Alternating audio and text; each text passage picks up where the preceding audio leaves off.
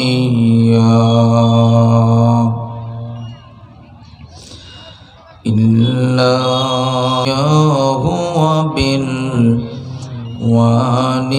وبالوالدين إحسانا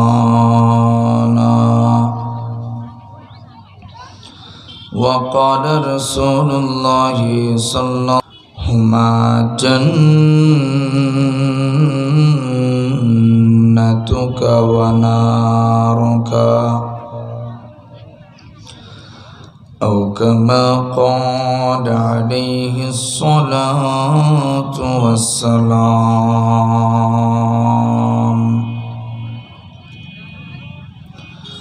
একদিন তোমায় মরতে হবে,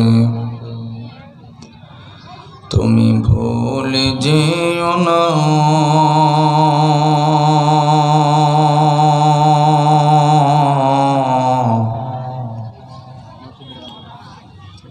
হবে মাটির বিছানা গো তোমার আসল ঠিকানা।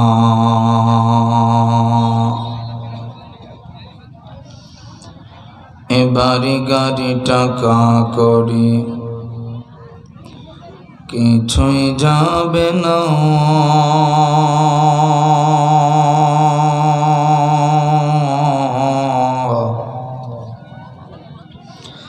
তিন টুকরা কাপড় ছাড়া কিছুই পাবে না।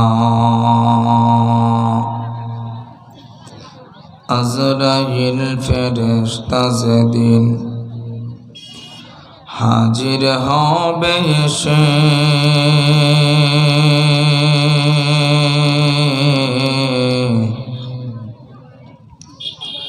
চলো চাতুরি যতই কর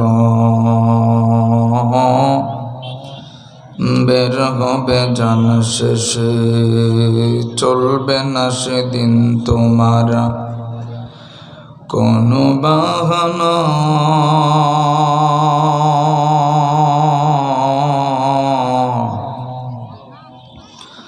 হবে মাটির বিছানা গো তোমার আসল ঠিকানা। মাউতু কাসিন কুল্লু নাসিন শারিব কবর বাইতি কুল্লু নাসিন দাখিলু। ভালো মন্দের স্রষ্টা যিনি, সব প্রশংসা তার,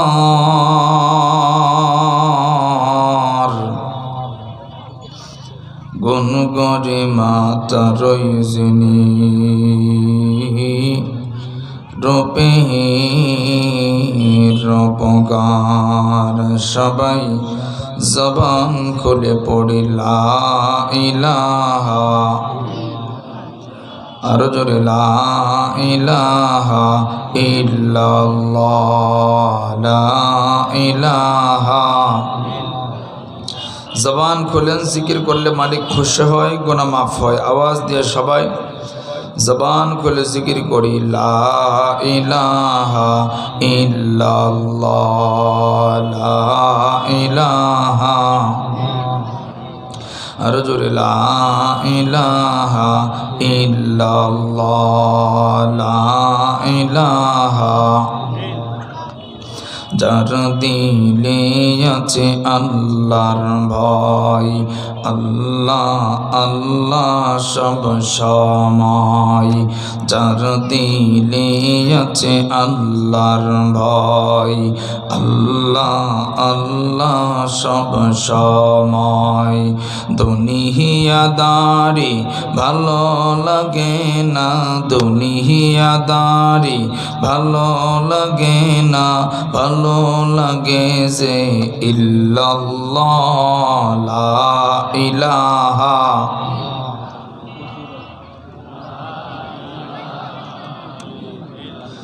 লা ইলাহা ইল্লাল্লাহু মুহাম্মাদুর রাসূলুল্লাহ।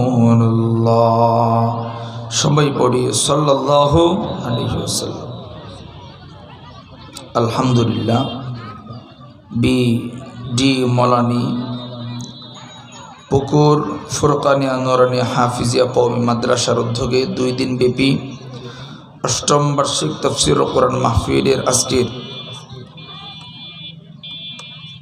দ্বিতীয় দিনের শেষ অধিবেশনের শ্রদ্ধাভাজন সম্মানিত সভাপতি,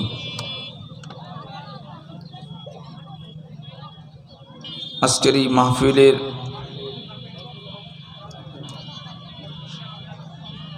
সহসভাপতি,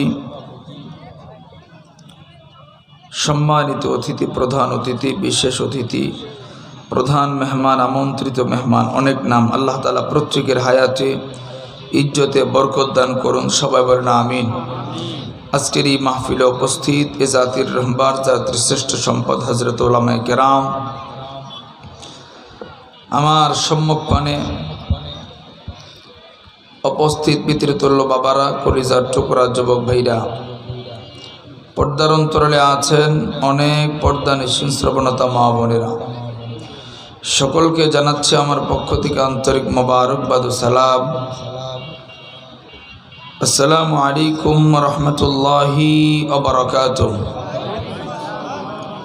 আল্লাহ পাকের দরবারে শুকরিয়া আদায় করছি যে আল্লাহ আমাকে আপনাকে দয়া করে মায়া করে সমাজের হাজার মানুষ থেকে যাচাই করে বাছাই করে কোরআনের মজলিসে জান্নাতের বাগানে যে মালিক আমাকে আপনাকে আসবার বসবার সুযোগ দিয়েছেন, তৌফিক দিয়েছেন, সকলে মিলে সে মালিকের দরবারে কণ্ঠস্বর জবান খুলে একটা আওয়াজ দিয়ে কালিমাতুশ শুকর আদায় করছি, পড়ি আলহামদুলিল্লাহ। মুহতারাম হাজিরিন, আজকের এই মজলিসটা অত্যন্ত দামি মজলিস। রাসূলের ভাষায় আমরা যে প্যান্ডেলের নিচে বসে আছি এটা জান্নাতের বাগান। এই দামি মজলিসে সবাই আসতে পারে না, সবাইকে আল্লাহ কবুল করে না। তো আমরা যারা আসতে পেরেছি আল্লাহ তাআলা আমাদেরকে কবুল করেছেন, মহব্বত করছেন, ভালোবাসছেন। আমার আপনার মতো অনেক মানুষ ওই মেলায় বসে আছে না? হ্যাঁ, কেউ আবার বাড়িতেও আছে, মাহফিলে আসতে পারে না। যারা আসে নাই ওনারা মনে করতে পারে আমি তো যাই নাই নিজের ইচ্ছায়। না, আপনি নিজের ইচ্ছায় না, আল্লাহ আপনাকে আসার মতো মন মেজাজ দেয় নাই। ভালো কাজ করা, ভালো কাজে শরিক থাকা, কোরআনের মজলিসে বসা, এটা আল্লাহ তাআলার পক্ষ থেকে একটা বড় নিয়ামত। তা আমরা এখানে আলহামদুলিল্লাহ মোটামুটি অনেকেই পর্দার আড়ালে মা বোনরা যারা আছেন, বলেন তো আমাদেরকে এই মজলিসে আসবার মতো সুযোগ করে দিয়েছেন কে? জবান খুলে বলেন কে? জন্য আবার শুকরিয়া আদায় করছি, পড়ি আলহামদুলিল্লাহ। মুহতারাম হাজিরিন, ভূমিকা লম্বা করব না, সরাসরি আলোচনায় যাব। আলোচনায় যাওয়ার পূর্বে 2টি কথা আপনাদের সামনে রাখব। প্রথম কথা, আমরা বয়ান শুনবো, আমাদের প্রত্যেকের নিয়ত থাকবে 2টা। বলেন তো নিয়ত কয়টা? প্রথম নম্বর নিয়ত, আজকের মাহফিলের বয়ান আমি বুঝবো। দ্বিতীয় নম্বর নিয়ত, মাহফিলের বয়ান মানবার চেষ্টা করব ইনশাআল্লাহ। নিয়ত আগে দরকার, নিয়ত সহি না হইলে তো ঝামেলা। দেখবেন এলাকার এমন অনেক মানুষ আছে যারা কোনো মাহফিলের আওয়াজ শুনলে মাহফিল মিস করে না, সব মাহফিলে যায়, বয়ান শুনে, কিন্তু বলে উষ্টা খায় এক ওয়াক্ত নামাজ পড়ে না। আছে না এরকম লোক? আছে। এই ব্যক্তি তো এত ওয়াজ শোনে, এত তাফসির বয়ান শোনে, কিন্তু তার দিলের ভিতরে বয়ানের কোনো আসর তার ভিতরে ঢোকে না, বয়ানে তার পরিবর্তন হয় না। কেন? কারণ সে মাহফিলে আসছে ঠিকই, কিন্তু তার নিয়ত হইল হুজুরের বয়ান খুব ভালো লাগে, মজা লাগে, মজা লাগার নিয়তে শোনে। আসলে কোরআন হাদিসের বয়ান মজা লাগা শুনবেন ঠিক আছে, কিন্তু প্রথম নিয়ত থাকতে হবে আমি মাহফিলের বয়ান বুঝবো। এটা বোঝার বিষয়। আলোচনা কিসের বিষয়? বোঝার বিষয়। তো আমরা প্রথমে নিয়তটাকে সহি করি, আজকের মাহফিলের বয়ান আমি বুঝবো। দ্বিতীয়তে মানবার চেষ্টা করব ইনশাআল্লাহ। দ্বিতীয় নম্বর কথা, যতক্ষণ বসা থাকবো প্রত্যেকে মনে করব আমি একটা ক্লাসে বসছি।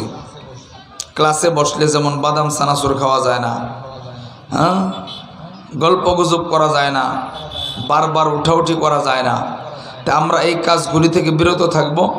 ছাত্র হইয়া বুঝবার নিয়তে, মানবার নিয়তে, হ্যাঁ, ঘন্টা দেড়েক আলোচনা শোনা যাবে না ইনশাল্লাহ? কারা কারা রাজি আছেন দেখি তো ইনশাল্লাহ। গরমের দিনে একটু আতরা উঠা, আজকে একটু রোদরা বেশি উঠে গেছে না? বলেন দেখি আল্লাহু আকবার। আরে খায় আর নাই দুপুরে, আমি বেন খাইছি না, খাইছি নি? টান টান করে ওটা জবান খুলে পড়েন আল্লাহু আকবার। মাশাআল্লাহ, আল্লাহ কবুল করুক, বলেন আমিন। একটু জবান খুলে আওয়াজ দিয়া বলেন তো, আমার আপনার এই জীবনে গুনাহ আছে না নাই? আছে। গুনার সংখ্যা কম না বেশি? বেশি। আমার আপনার এই জীবনে কে কতটুকু ভালো কাজ করেছি অথবা নেক কাজ করছি, এটার হিসাব আমি আপনি মোটামুটি করতে পারবো, কিন্তু কার জীবনে কতটুকু গুনাহ হয়েছে এটার কোনো হিসাব আমাদের কাছে নাই।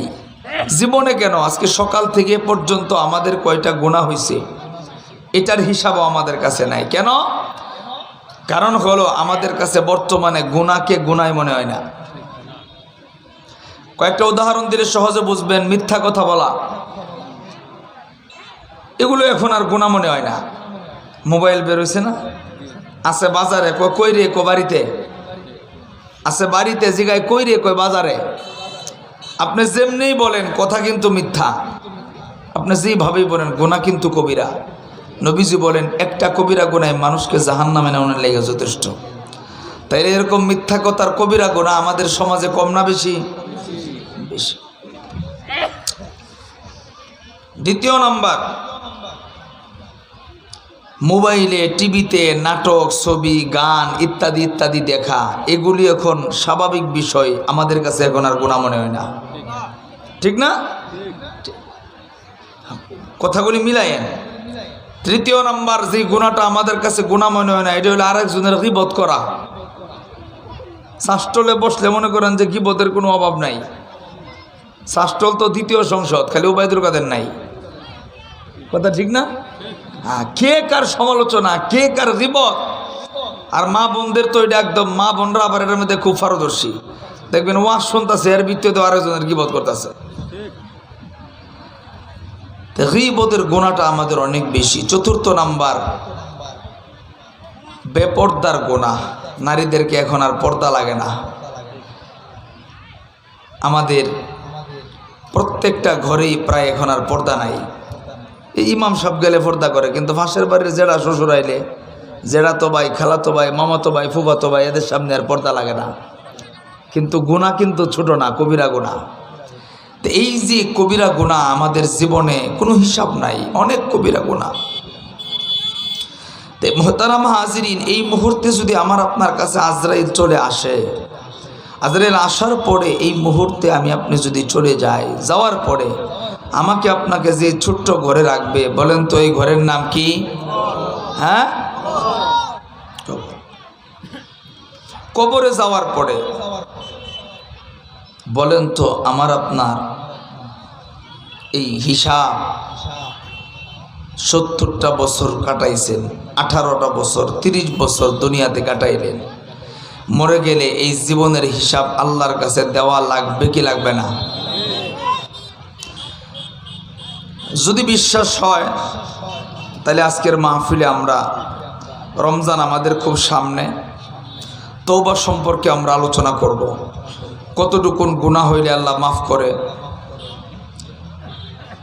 তওবা সম্পর্কে কোরআন হাদিসটি বলে, সাহাবায়ে কেরাম কিভাবে তওবা করেছেন, আমরা যতটুকুন সম্ভব বিস্তারিত কথা বলবার চেষ্টা করব ইনশাআল্লাহ। মুসলমান ভাইরা আমার, খুব খেয়াল করে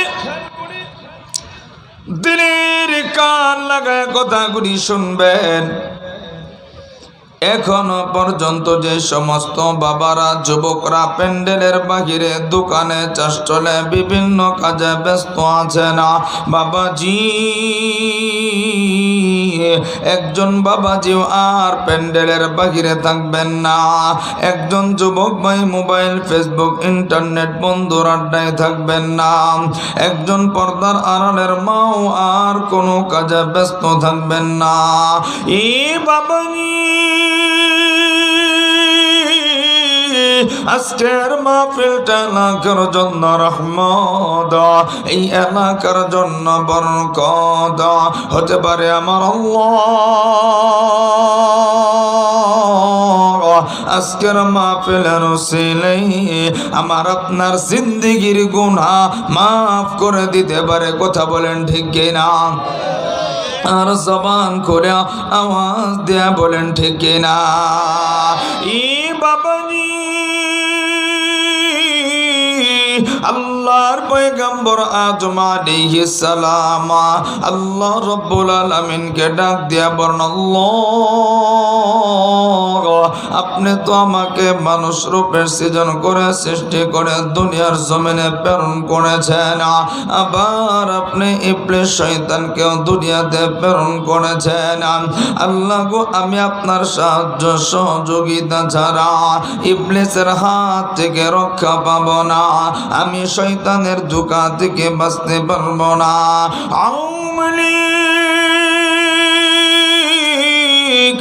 আমি আপনার কাছে একটু সাহায্য সহযোগিতা চাই। আল্লাহ রাব্বুল আলামিন ডাক দিয়ে বললেন, আদম শুনে নাও, পৃথিবীতে কোনো আদম সন্তান জন্মগ্রহণ করলে তাকে শয়তানের ধোঁকা থেকে রক্ষা করার জন্য, ইবলিসের হাত থেকে বাঁচানোর জন্য আমি আল্লাহ রহমতি ফেরেশতা নাজিল করে দিব। চিৎকার দিয়া পড়েন সুবহানাল্লাহ। আর একটু জবান খুলে পড়েন না আল্লাহু আকবার। বাবানি, আল্লাহর পয়গম্বর আদম আলাইহিস সালাম আবারও আল্লাহকে ডাক দিয়া কই, আল্লাহ আপনার কাছে আরেকটু সাহায্য সহযোগিতা চাই। আল্লাহ রাব্বুল আলামিন ডাক দিয়া বললেন, আদম শুনে নাও, পৃথিবীর কোনো বান্দা বান্দি যদি ইমানদার হইয়া আমি আল্লাহ রাব্বুল আলামিনকে সন্তুষ্ট করার জন্য একটি নেক আমল করে, ভালো আমল করে, আমি আল্লাহ একটি নেক আমলের বিনিময়ে তাকে 10টি নেকি দিয়া ধন্য করে দিবা। আর যদি কোনো গোলাম শয়তানের ধোঁকায় পইরা কোনো বান্দা বান্দি একটি গুনাহ কইরা ফালা, তার আমল নামায় একটি মাত্র গুনাহ লিখা হবে। আর যদি বান্দা বান্দি গুনার ভুলটা বুঝতে পাইরা আমি আল্লাহর দরবারে সিলিন্ডার হইয়া খালেস দিনে তওবা করে আমি আল্লাহ ওই বান্দা বান্দির গুনাহটা মাফ করে দিবা। আদম পয়গম্বর আবারও আল্লাহকে ডাক দিয়া কই, আল্লাহ আপনার কাছে আরেকটু সাহায্য সহযোগিতা চাই। আল্লাহ রাব্বুল আলামিন ডাক দিয়া বললেন, আদম শুনে নাও, পৃথিবীর কোনো বান্দা বান্দি যদি জীবনের শুরু লগ্ন থেকে মৃত্যু পর্যন্ত গুনাহ কইরা ফালা, আর যদি বান্দা মৃত্যুর আগ মুহূর্তে জীবনের গুনার ভুলটা বুঝতে পাইরা আমি আল্লাহর দরবারে সিলিন্ডার হইয়া খালেস দিনে খাঁটি দিনে তওবা করে আমি আল্লাহ ওই বান্দা বান্দির পুরা জিন্দেগির গুনাহ মাফ করে দিব। চিৎকার দিয়া পড়েন সুবহানাল্লাহ। আর জবান খুলে পড়েন না আল্লাহু আকবার। বাবাজি,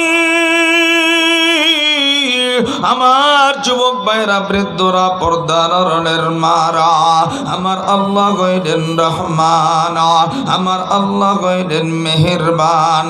আল্লাহর চাইতে দয়াময় আর কেউ না। আমার আপনার জীবনে যত গুনাহ হোক না কেন, জীবনের শুরু থেকে মরণ পর্যন্ত যদি গুনাহ কইরা ফালান, মরণের আগ মুহূর্তেও যদি মাফ চাইতে পারে না আমার আল্লাহ আমার আপনার গুনাহগুলি মাফ করে দিবে। বন্ধু, কামা, কারণ আমার আল্লাহ হইলেন রহমান, আমার আল্লাহ হইলেন মেহেরবান। আল্লাহ ডাক দিয়া বললেন, নবী গো, আপনি পৃথিবীর মানুষদেরকে আমার পক্ষ থেকে জানায়া দিন। আল্লাহ বলেন, কুল ইয়া ইবাদিয়াল্লাযীনা আসরাফু আলা আনফুসিহিম লা তাকনাতু মির রাহমাতিল্লাহ ইন্নাল্লাহা ইয়াগফিরুয যুনুবা জামিআ ইন্নাহু হুয়াল গফুরুর রহিম।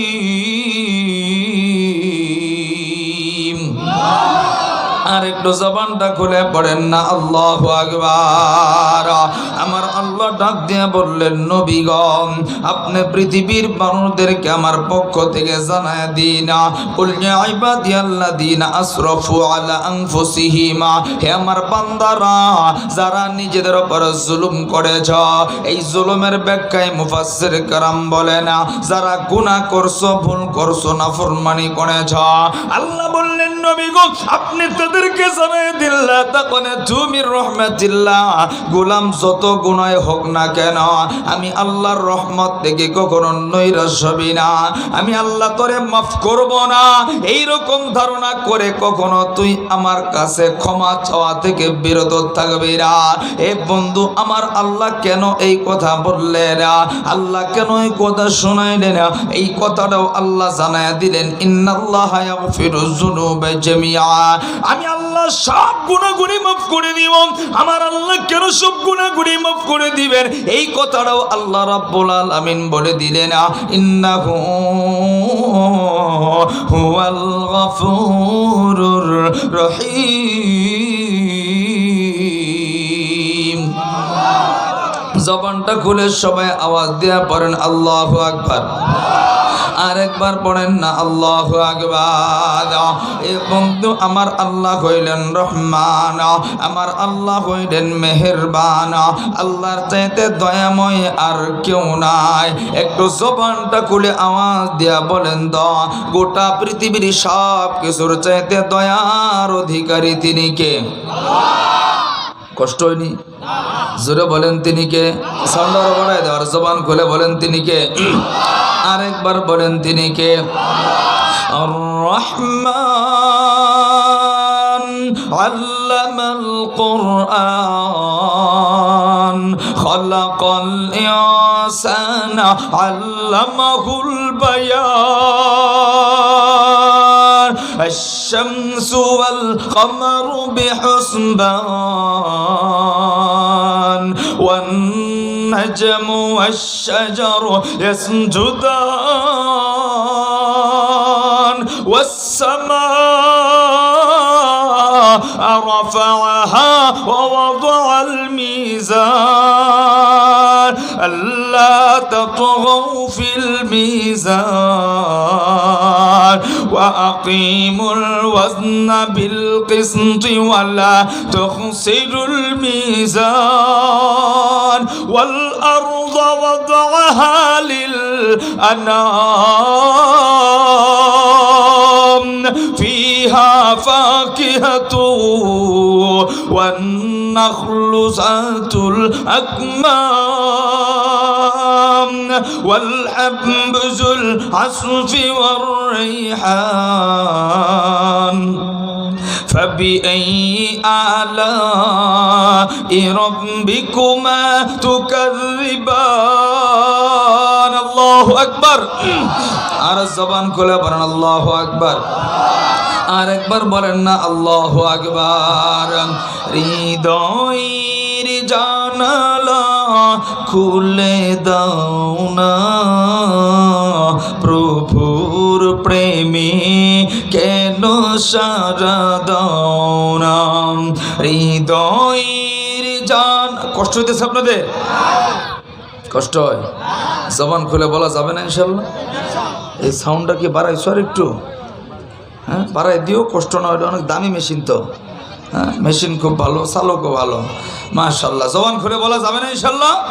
সবাই হৃদয়ের জানালা খুলে দাও না, প্রভুর প্রেমে কেন সারা দাও না, প্রভুর প্রেমে কেন সারা, সবাই বলেন না, হৃদয়ের জানালা প্রভুর প্রেমে, ঠিক আছে ঠিক আছে, প্রভুর প্রেমে কেন সারা দাও না, প্রভুর প্রেমে কেন সারা দাও না। বিশ্ব মালিক যিনি আল্লাহ মহান, সৃষ্টি তারি এই নিখিল জাহান, কথা বলেন ঠিক কিনা? বিশ্ব মালিক যিনি আল্লাহ মহান, সৃষ্টি তারি এই নিখিল জাহান, তবু কেন তার ডাকে, তবু কেন তার ডাকে সারা দাও না, প্রভুর প্রেমে কেন, মাশাআল্লাহ। সবাই জবান খুলে আনে, হৃদয়ের জানালা খুলে দাও না, প্রভুর প্রেমে, অসীম ক্ষমতা যার সবার উপর, যার নামে বয়ে চলে ঝরনা নহর, কথা বলেন ঠিক কিনা? অসীম ক্ষমতা যার সবার উপর, যার নামে বয়ে চলে ঝরনা নহর, আল্লাহ আল্লাহ বলে, আল্লাহ আল্লাহ বলে সবই দিওয়ানা, প্রভুর প্রেমে কেন, মাশাআল্লাহ, প্রভুর প্রেমে কেন সারা দাও না, হৃদয়ের জানালা খুলে দাও না, প্রভুর প্রেমে। জবান খুলে বলেন তো মারহাবা, আওয়াজ দিয়ে বলেন আল্লাহু আকবার। সব দয়ার মালিক কে? জোরে বলতে হবে কে? সব ক্ষমতার মালিক কে? আল্লাহর চাইতে ক্ষমতাবান কেউ আছে? আল্লাহর ক্ষমতা কম না বেশি? হ্যাঁ, কত বেশি দেখছেন না? 5 তারিখে বেড়ে নিয়ত করছে মুরগি দিয়া দুপুরে ভাত খাইবো, আল্লাহ কই তোরে খাওয়াবো। আল্লাহর ক্ষমতা অনেক বেশি, কথা ঠিক না? মনে রাখবেন, যারা জুলুম করে এদের অস্তিত্ব আল্লাহ তাআলা দুনিয়াতে রাখে না। জুলুমকারীকে সহ্য করে না আল্লাহ। যারা ফলাইছে এরা খুব জুলুম করছে আলেমদের উপরে, কথা কয় না? জোরে বলে। এদেশের আলেমরা মানুষকে চুরি ডাকাতি শেখায় না। এদেশের আলেমরা মানুষকে ছিনতাই করতে শেখায় না। এদেশের আলেমরা মানুষকে নেশা করতে শেখায় না। এরপরেও আমরা তাকায় দেখছি আলেমদের হাতের ভিতরে গরুর রশি লাগাইছে, আলেমদেরকে জেলের ভিতরে ঢুকায়া কাউকে ফাঁসি দিয়া মারছে, কথা ঠিক কিনা? মনে রাখবেন, সরকারের প্রতিনিধি হচ্ছে পুলিশ, সেনাবাহিনী, আরও যারা আছে, এদের যদি কিছু হয় তাহলে তাকায় দেখবেন সরকারের খুব কষ্ট লাগে, খুব মায়া লাগে, কয়ে পুলিশ মারছে কেডারে, কথা ঠিক না? কেন? কারণ তার প্রতিনিধি তার নিজের লোক। এই দুনিয়াতে আসমানের নিচে জমিনের উপরে আল্লাহর প্রতিনিধি হচ্ছে ওলামায়ে কেরাম, কথা ঠিক কিনা? আলেমদেরকে গরুর রশি লাগাইছে, কোর্টে উঠাইছে, জেলে বন্দি করে রাখছে, ফাঁসির কাষ্টে ঝোলাইছে, দিনের পর দিন ওলামায়ে কেরামকে নির্যাতন করেছে, এ বাংলাদেশের মানুষ আমি আপনি সহ্য করলেও আসমানের মালিক যে আল্লাহর প্রতিনিধি ওলামায়ে কেরাম, আমার আল্লাহ সহ্য করতে পারে নাই, যার কারণে 5টা মিনিট ভাষণ দেওয়ার জন্য সময় চাইলেও আমার আল্লাহ একটা সেকেন্ডের জন্য বাংলাদেশে জায়গা দেয় না। কথা বলেন ঠিক কিনা?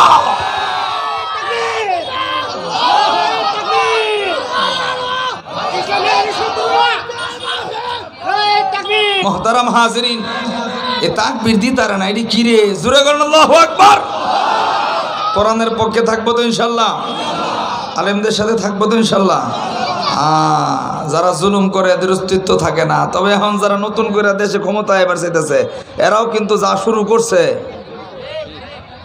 এই 2-4 দিন ধরে একটা যে কি যে অবস্থা, রাস্তায় ডাকাতি, দোকানে লুটপাট, ওই দিন দেখলাম গাড়িতে গণধর্ষণ করছে। কি একটা অবস্থা দেশে। হ্যাঁ, এত ভালাভালি করেন না, বেটি তো কাপড় লয়ে গেছে, তোমরা কাপড়ও খুঁজা পাইতা না, এমনি দৌড়ে বা লুঙ্গি খুললিয়া। কথা কোন ঠিক না? এত হলাফালি করেন না। আলেম এ দেশের মানুষ এখন কারে কেমনে সাইজ করতে হয় এটা মানুষ খুব ভালো করে জানে। কথা ঠিক না? যাই হোক, জুলুম করব না। মনে রাখবেন, বাংলাদেশের ভিতরে রাজবাড়ি পাইবেন অনেক, কিন্তু ওই বাড়ির কুত্তাও পরিচয় দেয় না যে আমি রাজবাড়ির কুত্তা ছিলাম। জানেন কেন? এটা মুরব্বীরা কইতে পারবো। আগের দিনের রাজারা মানুষের উপরে জুলুম করতো। এখন তো যিনি প্রধানমন্ত্রী হয় তার জবাবদিহিতার জায়গা থাকে, কিন্তু আগের দিনে যারা বাদশাহ ছিল তাদের কোনো জবাবদিহিতার জায়গা ছিল না আল্লাহ ছাড়া। কারণ তার যতটুক ক্ষমতা যেমনে পারছে এমনি সে ব্যবহার করছে, যার কারণে দেখবেন রাজবাড়ি আছে কিন্তু তাদের কোনো বংশ পরিচয়। যারা জুলুম করে আপনাদের সমাজেও পাইবেন, দেখবেন কিছু মানুষের নাতিপুতি আছে মানুষের বাড়িতে কাজ করেও বাদ পায় না, কিন্তু এদের ইতিহাস তালাশ করে দেখবেন এর বড় দাদা জমিদার ছিল, এদের অনেক সম্পদ ছিল, নামডাক অনেক, কিন্তু এখন কোনো অস্তিত্ব নাই। দেখবেন আগে মানুষের উপরে জুলুম করছে। এজন্য এটা এমন একটা অপরাধ, এটা এমন একটা ঘৃণিত কাজ যেটা আল্লাহ সহ্য করে না, দুনিয়াতে এর শাস্তি দেখায় দেয়। এজন্য আপনার ক্ষমতা থাকলে আপনি জুলুম করেন না। আপনার জমি আছে, আপনার 5টা সন্তান আছে, পাশের জমিওয়ালা গরিব মানুষ খালি ঠেললে ঠেললে ওদিকে নেন। এটি আছে না? এদিকে এদিকে আছে। হ্যাঁ, আল্লাহ ধরে ধরে না, ধরলে যেদিন ধরবো বাপ দাদাই যা ছুঁয়ে গেছে, নিজে যা কামাই করছেন সব কয়টা বেচ্চা হসপিটালের বিল আপনার দিয়ে শেষ করতে পারতেন না, ওই জায়গায় শেষ। এজন্য জুলুম করবেন না। যারা জুলুম করে এদেরকে আল্লাহ ক্ষমা করে না। মানুষকে কষ্ট দিব না। জুলুমের অনেক প্রকার আছে। কিছু মানুষ দেখবেন দোকানে বাকি খায়, বাকি খাওয়ানোর সময় তো ফিরি মনে হয় দোকানদার কাছে তার বোনের বিয়ে দিব, বাকি নেওয়ার 3 মাস পরে পাগলার দোকানের সামনে দেওয়া যায় না। ও মা, এত ব্যস্ত, রাস্তা পাল্টে হারাইছে। আছে না এদিকে এরকম? অন্য রাস্তা তালাশ করে। দোকানদার ডাক দিয়েছে, গে ভাই 1 মাসের বাকি নিলেন, 2 বছর যায়, টেহাটি দিলেন না, কয়টা টেহা পাস? বারবার জিজ্ঞাস। মেজাজটা কেমন লাগে? আবার কিছু মানুষ দেখবেন জুলুম করে, মানুষের কাছ থেকে ধার নেয়, নেওয়ানোর সময় খুব খাতির, মাশাআল্লাহ খুব বিপদে পড়ে নিছে, দেওয়ানোর সময় এমন একটা অবস্থা যে দিছে এইবার মনে হয় তার কাছে ভিক্ষা চায়। কথা হয় না? বাস্তবতা, তাই না? ঋণ দেওয়া, মানুষকে সহযোগিতা করা এটা ভালো কাজ, কিন্তু যেই যুগে আমরা পড়ছি মানুষের ধার দেওয়া মানে আপনার ইমান নষ্ট হওয়ার সমান হয়ে গেছে। উদাহরণটা কেমনে দিব? মনে করেন এক বেটা 10,000 টাকা নিছে, কইছে 10 দিন পরে দিয়ে দিব। 10 দিন যায়, 12 দিন যায়, 1 মাস যায়, আপনি তো নামাজে খালি চিন্তা করবেন আরে 10,000 যে নিল কবে দিব, এটা ঘুম নাই তো আপনার। এজন্য ধার দিলেও মানুষ বুঝা দিয়ে, বুঝেন না? ধার দিলেও এই ইবাদতটা একটু কমায় করেন। মানা করতেছি না, আপনাদের এলাকার মানুষ যদি ভালো থাকে তাহলে দিবেন। আবার কিছু ওয়াজিন আছে আপনাদের এলাকায় দেখবেন সুদ খায়, এদেরকে কইবেন এই মেয়ে সুদ খানকে ধার করতারেন না, বিপদে বললে ধার তো কেউ দেয় না। আরে বেটা তোরা দিব কেমনে, তোর তো স্বভাব বালা না, তুই তো টেহা দান নিয়ে দেস না। কথা ঠিক না? এজন্য কেউ যেন কষ্ট না পায়। মনে রাখবেন, অনেক ইবাদত করার নাম আল্লাহওয়ালা না, গুনাহ থেকে বেঁচে থাকার নাম হইল আল্লাহওয়ালা। আপনি সারা রাত্র তাহাজ্জুদ পড়ছেন কিন্তু ফজরের নামাজ পড়েন নাই, লাভ নাই। আপনি সারা বছর তাবলীগ করছেন কিন্তু মিছা কথা কন, লাভ নাই। হ্যাঁ, গুনাহ থেকে বাঁচতে হবে। যারা গুনাহ থেকে বাঁচতে পারে এরাই প্রকৃত আল্লাহওয়ালা। এই জন্য গুনাহ থেকে বাঁচবো। আমার হাত দিয়া, জবান দিয়া কোনোভাবেই যেন কেউ আমার কাছ থেকে কষ্ট না পায়। গুনাহ হয়ে গেলে বান্দার হক যেন নষ্ট না হয়, কোনো বান্দা যেন কষ্ট না পায়। কেন?